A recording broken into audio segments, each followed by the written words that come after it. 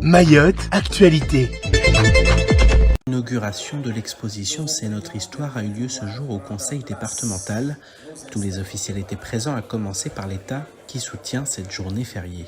En 2001, il y a la loi dite Taubira qui a été votée, qui a reconnu la traite et l'esclavage comme des crimes contre l'humanité. Évidemment, la préfecture s'associe tous les ans aux célébrations de cette date extrêmement importante pour l'histoire de France, mais aussi pour l'histoire de Mayotte, évidemment. Le monde religieux était également présent. À cette occasion, le grand cadi a souhaité faire passer un message sur l'esclavage.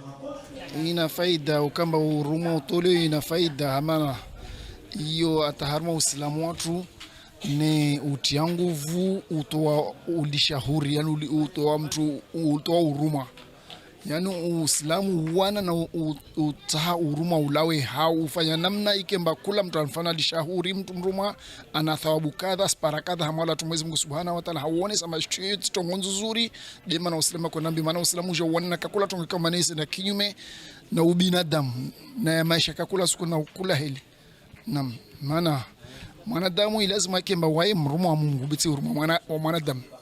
Pour appréhender son futur, encore faut-il connaître son histoire.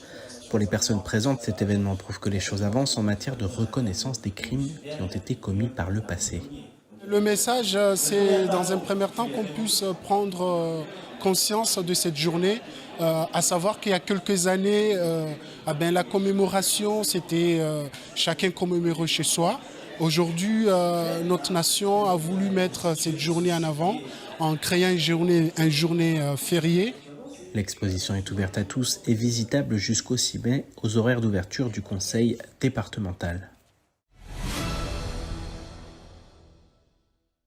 Les archives départementales, elles ont plusieurs missions, là, justement en interaction avec la population.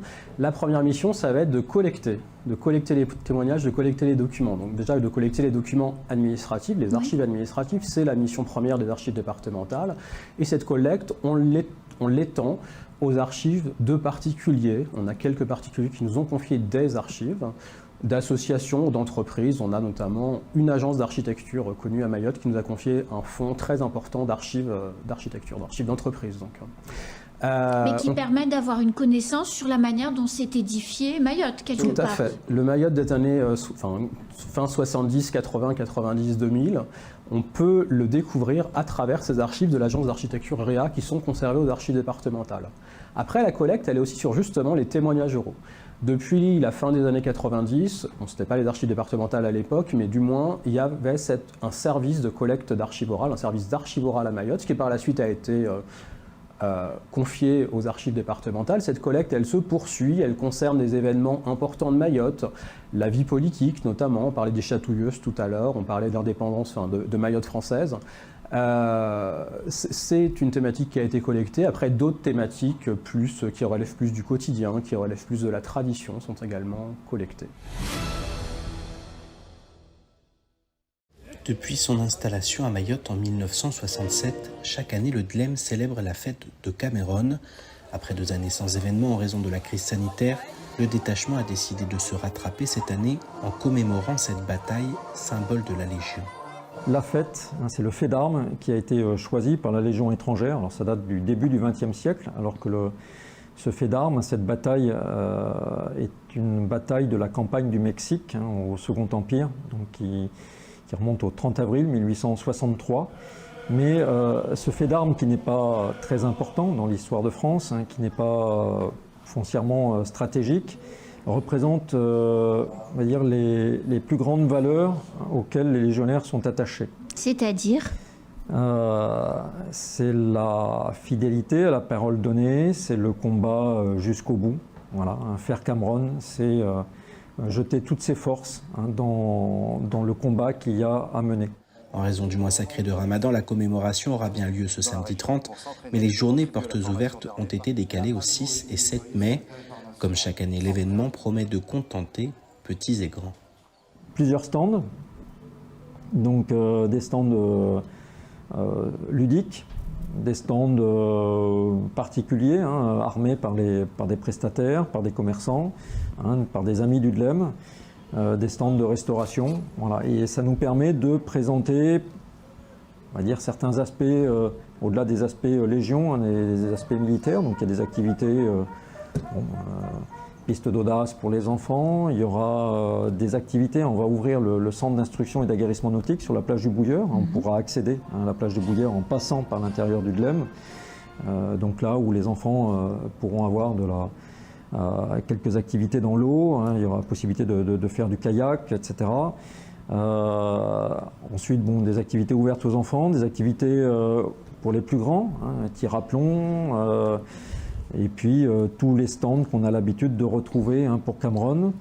Ces journées portes ouvertes permettent au grand public de mieux connaître les légionnaires. En effet, les missions du Dlem sont souvent méconnues.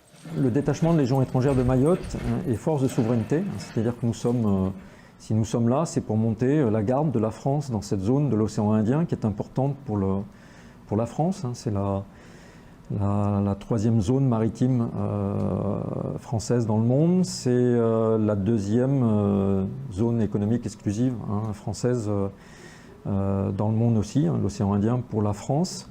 Donc force de souveraineté, nous sommes présents sur Mayotte pour garder nos emprises, donc les emprises sur Petite Terre, le camp de Mlia, le poste de Mlia sur Grande Terre.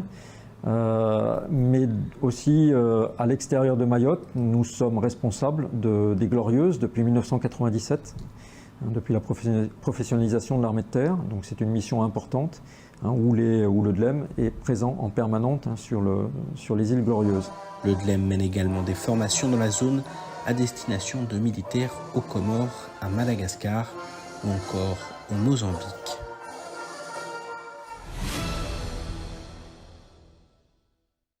Le maire de Chirongui était jugé hier pour des faits de délit de favoritisme, recel, prise illégale d'intérêt ou encore soustraction et destruction de biens d'un dépôt public par le dépositaire ou un de ses subordonnés.